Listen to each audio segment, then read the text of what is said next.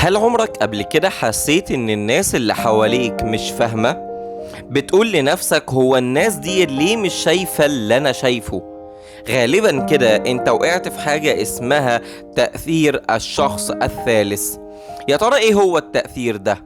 هو لما تعتقد انك اقل تأثيرا من غيرك بالاعلانات او الاعلام او البروباجندا اللي بتحصل حوالينا، وتبص للناس على انهم ضحايا سذج، لكن بتبص لنفسك على ان انت اذكى منهم كلهم. ودي مغالطة ذهنية بتخدعك لانك بتفكر انك محصن بينما انت واقع زيهم في نفس الفخ.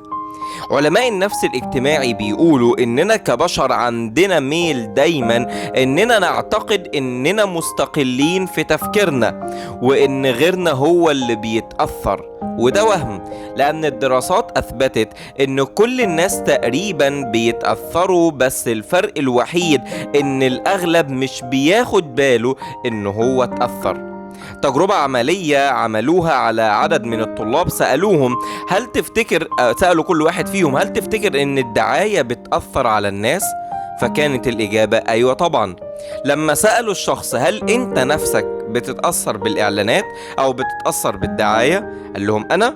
لا، أنا فاهم اللعبة كويس. وبالظبط ده اسمه تأثير الشخص الثالث، هو انك تشوف غيرك ضحية وانت تفكر نفسك الناجي الوحيد. الموضوع مش بس في الإعلانات، ده كمان في كل حاجة حوالينا، في الأخبار وعلى السوشيال ميديا وفي الأفكار وفي الثقافة وفي الأشياء اللي احنا بنتعرض ليها يوميا.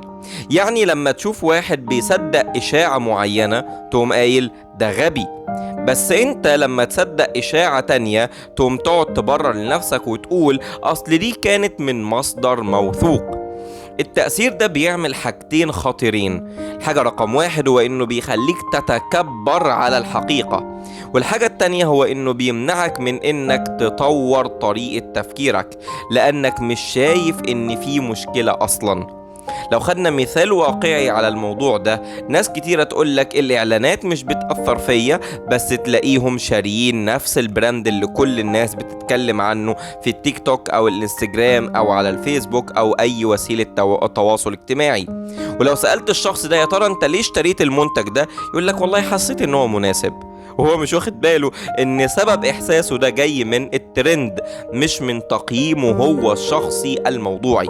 فالسؤال الحقيقي هنا هو انت فعلا حر في تفكيرك ولا في قوة ناعمة بتقودك من ورا الستار وانت مش واخد بالك؟